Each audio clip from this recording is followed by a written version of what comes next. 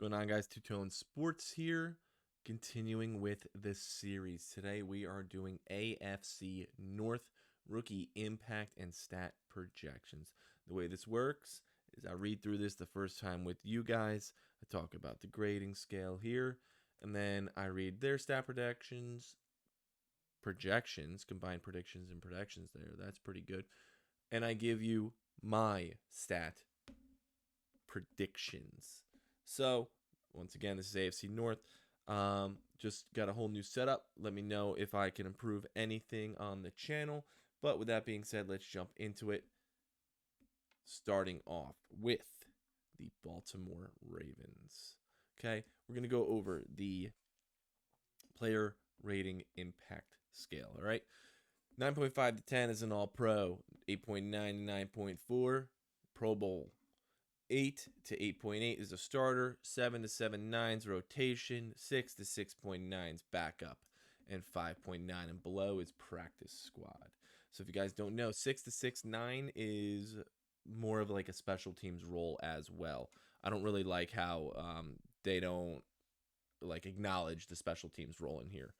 So that being said, the rookie impact rating is 69 for the Baltimore Ravens. That being said, their first overall pick was wide receiver out of Boston College, the speedy, shifty Zay Flowers.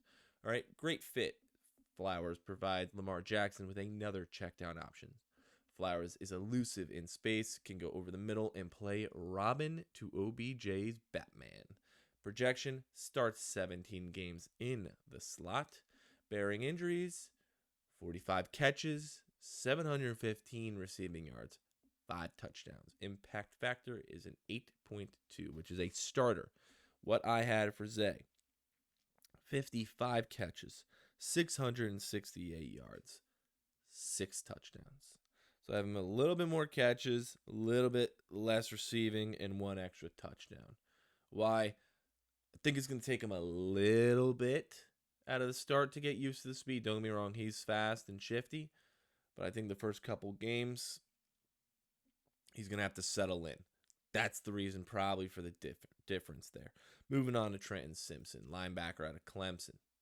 Considered by many to be the consensus top off-ball linebacker, pairing Simpson along with Roquan and Patrick Queen makes a recipe for danger. Projection, 17 games, it makes 11 starts, 50 tackles, 1.5 sacks, 6 for loss. Impact is a 7.9, which is the top rotational impact.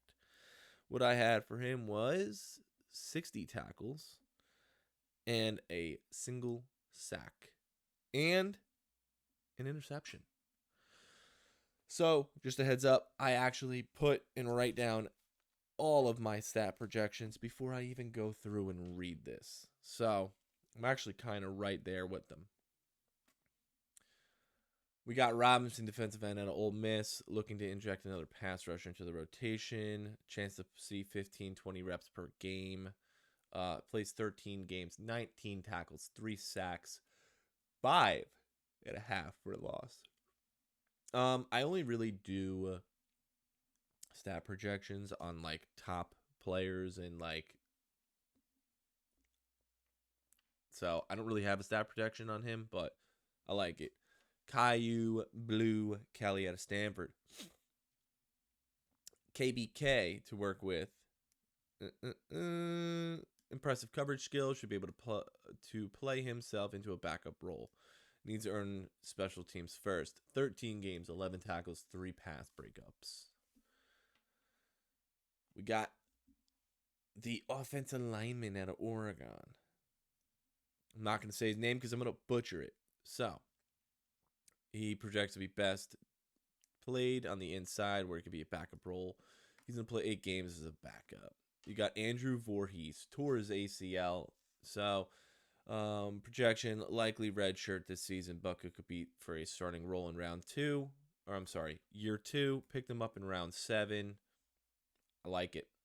Yeah, nabbed a potential top 100 talent to sit on the bench and heal for a year.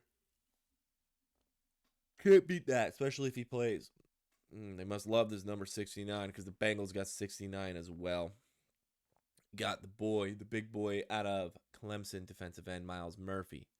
Bengals are hoping Murphy eventually develops into a starter.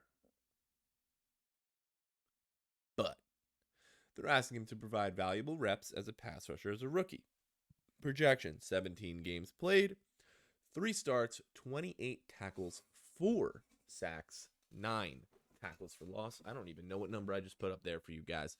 But what I have for him, 25 tackles and 3.5 sacks. So I'm right there with him. Right there with him. Which aren't, honestly, they're realistic. They're realistic numbers for a rookie. Got DJ Turner. Deepest rosters in the league. Cincinnati again compiled depth with their second selection. Turner possesses the size to play outside, speed to kick into the slot. See plenty of times in both roles. 17 games played, 29 tackles, 2 interceptions. I have 34 tackles with 3 interceptions. Have my boy playing a little bit better in the slot, to be honest. Then you got Jordan Battle, who I don't have predictions on, but free safety out of Alabama.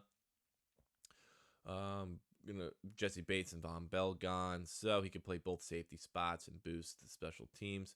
Plays 15 games, 23 tackles, 4 pass breakups. Charlie Jones, who is a lot of people's hidden receiver in this draft. In Duke, we trust. Jones gets a year to transition and should become the full-time slot by year 2. 14 games, 2 starts, 20 catches, 313 receiving yards, and 3 touchdowns. Honestly, I think that's a fair number for him, especially if you look at all the weapons they currently have there now. So, I actually did give a prediction on Chase Brown. So, pending legal situation surrounding Joe Mixon isn't expected to cause the starter to miss any time, but Brown is a great insurance policy.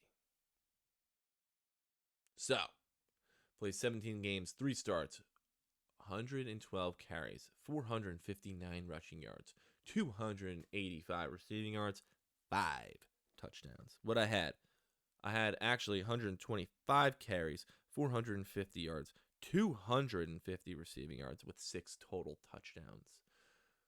So I'm kind of like right there with him. I was actually right there with the rushing yards. But to be honest, if you see Mixon miss any time here, obviously all these numbers are going to go up. But I like Chase Brown. Andre out of Princeton, a boundary receiver with size and speed. Another developmental player. 5 games, 11 catches, 123 receiving yards. You got a punter out of Michigan, Brad Robbins. Some might say Robbins was the best punter in the draft. His backwards rotational spin is rare and difficult to judge. Future Pro Bowl caliber punter. If that's the case, that's a steal in round 6. Heard it here first. That's crazy. Well, heard it there first, but if that's the case, that's a steal, man. DJ Ivy, defensive back out of Miami. Probably going to be, if you're selected in round 7, you're looking at special teams at best, and hopefully they can make to some sort of impact. But Ivy will have to earn his way on special teams, and he is a practice squad candidate. Moving on to the Cleveland Browns, who got a 67, which is not bad considering they started in round 3. So, you got the big boy Browns here. Cedric Tillman, who I really liked coming out of Tennessee. Great value pick. Speed, size, athleticism, similar to DPJ. Projection should be a backup to DPJ and or Amari Cooper. But 13 games played, 1 start, 26 catches, 346 receiving yards with 2 touchdowns. Impact factor of a 6.7. I had 35 receptions for 400 yards and a single touchdown. So I have a little bit more, but a little bit less on the touchdowns. I think that's kind of fair. They have some big boys over there in receivers. They have some real big boys. Talking about a big boy, Siaki Ika, one of the largest players in the draft. Ika has surprising mobility, and the Browns seek to implement him as a rusher, in addition to being a run stuffer. 14 games played, 18 tackles, 1.5 sacks. I don't have a projection on Seaki Ika, but this boy should draw double teams, and you know that's only going to help Myles Garrett on the outside. And then they just got I believe Zadarius Smith. That defensive line's looking pretty good, to be honest with you. Another big boy, DeJuan Jones. Despite his weight and behavior concerns leading up to the draft, this may turn out to be one of the more pleasant surprises in the draft. Groomed to be a future starter, Spears in 12 games as a backup. I think they're going to try to just get him more stable, try to get his weight under control. Let's get his technicals down, and this kid could be a solid player later in the year or next year. Defensive end Adam Missouri. They obviously don't put in McGuire's name here. I don't know why. No respect for McGuire. It's crazy. High motor player. Cross-trained to both defensive end spots. Could be even a backup inside if needed. 10 games played. 13 tackles. 2 sacks. 4 tackles for loss. DTR. Be shocked. Not expected to play unless injury happens to Deshaun Watson. We hope not. We're going to knock on this wood here just because we want to see Deshaun play. But once again, I agree. And honestly, he's very similar tool sets to Deshaun. He's not up to his level, but I get the pick. So you don't have to trade. You don't have to change the playbook if Watson, for some reason, doesn't suit up. Cameron Mitchell, special teams at Northwestern. Mitchell will compete for playing time at corner, most likely in the slot. 10 games, 6 tackles. Luke Whippler. Talk about a steal in my eyes. Round 6. One of the biggest unexplained mysteries of the draft might be the slide of Whippler, possibly due to the center position being devalued. But make no mistakes, Whippler could wind up having the biggest impact of all amongst Cleveland rookies. 17 games, 13 starts. You're getting a 7.8 impact factor in round 6, baby. Check that off. That's a good one. Now you got the Pittsburgh Steelers hitting a high rookie rating that I've seen so far. 75. Starting off with big boy Broderick Jones, offensive tackle out of Georgia.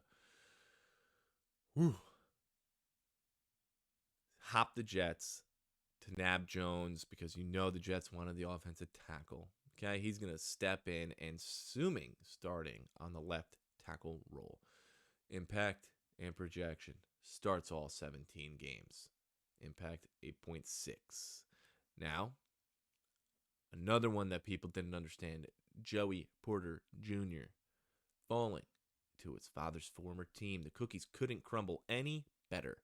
Look for Porter Jr. to step in and start opposite Pat Pete. Projection starts all 17 games, 46 tackles, 2 interceptions, 12 pass deflections. I have him 40 tackles, 3 interceptions, 1 forced fumble. A little lower on the tackles, a little higher on the interceptions. I'm throwing in a forced fumble. Why? Because I'm going to come back and react to these videos at the end of the season and see how accurate I was. Keanu Benton. I like this pick as well. Benton has another potential plug-and-play starter. 2-down run stuffer who can start a nose tackle. 17 games, 14 starts, 30 tackles, 4 sacks, 8 tackles for loss. Impact of an 8.2. I don't have a projection on him, but I have a projection on this next man. The big man, Darnell Washington, the biggest tight end we've seen in a long time. What a tremendous luxury to provide Kenny Pickett with, as Washington can serve as a 6th offensive lineman or a large pass-catching threat in the 12 personnel. Projection, 17 games played, 2 starts, 27 catches, 365 receiving yards, 4 touchdowns. Impact of a 7.6. What do I have for him? 35 catches, 450 yards, 6 touchdowns. I had this kid blossoming pretty quick. His size is going to transition very well to the next level. His blocking is going to earn him more and more time on the field. I think Kenny Pickett's going to like him. Kenny Pickett used Freiermuth pretty well. Darnell Washington's going to fit right in, man. I think he's going to be a red zone machine. All right? The amount of time that this kid's going to fake block and just seep out, I see it. Nick Herberg, offensive, outside linebacker from Wisconsin, will back up Alex Highsmith, who is also a high motor player that makes plays due to relentless pursuit. A solid fit. Projection: 14 games played, 2 starts, 33 tackles, 5 sacks, 9 tackles for loss. Going on to Corey Trice, who was, in my eyes, very good value in the round 7. A lot to like about Trice, as his overall skill set is astute. He may not be called upon often as a rookie, but he should contribute on special teams. 11 games played, 14 tackles. Then you got this one rounding off with Spencer Anderson, offensive guard out of Maryland. Position versatility is what appealed most to Pittsburgh. Could step in and play all 3 interior positions. 8 games played with a factor of a 6.3. I'm going to roll up here to show you guys one more time how the grading goes. And that should wrap up this video. If you guys liked it, showing love is free on YouTube. I'm on my road to 1K subscribers. I appreciate any and all support to the channel. So, that being said, thank you guys for watching and hope to see you in the next one.